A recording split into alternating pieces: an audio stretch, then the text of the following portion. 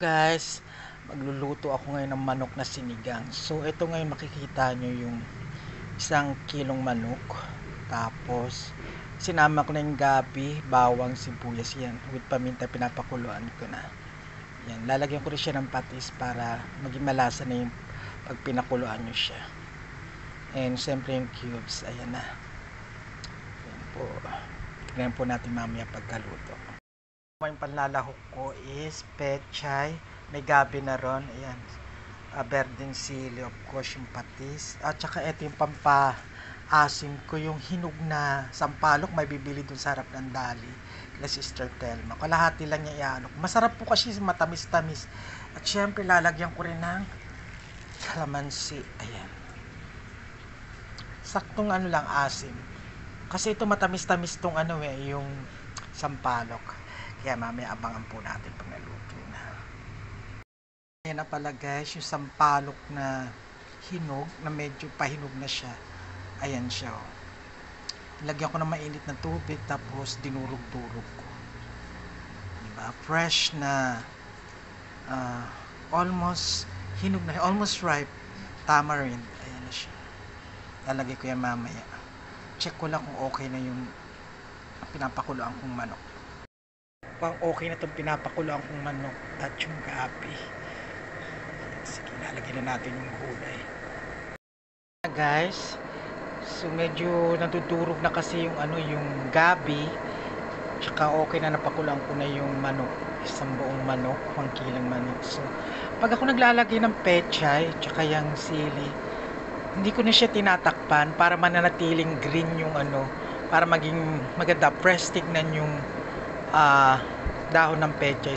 Inibabaw ko na rin yung sili. Pero kung kayong gusto nyo, kasi minsan yung sili, pag naluluto siya ng gusto is umaanghang. So, after that, pagluto na sila, tsaka ko nilalagay yung pinag-anuhan ng yan? Yung dinurog kong bunga ng hinog na almost ripe na tamarind or sampalok. Ayan po siya. See guys, nakita niyo yung pechay, luto na yan, pero hindi siya nagbago ng kulay kasi hindi ko tinakpan. Tapos yung sili, half cook na rin siya. So ilalagay ko na yung sasalain ko muna yung ang tawag dyan, sampalok. And lalagay akong 3 pirasong kalamansi. So ayan po yung kalamansi. Ito po yung yung bunga ng sampalok na pahinog na siya. Ayan siya. Sinasala ko na lang siya. Binabad ko yun sa mainit na tubig. Medyo matamis na matamis na medyo maasim-asim siya. Pero pag naluto na siya, lang siya. Ang tawag dyan? Matamis-tamis na maasim-asim ang lasa niya. Siyempre guys, inalo ko na rin yung 3 pirasong kalamansi. Ilagay ko rin siya para sakto lang tama yung asim niya. So ito guys yung finished product ng sinigang na manok with gabi.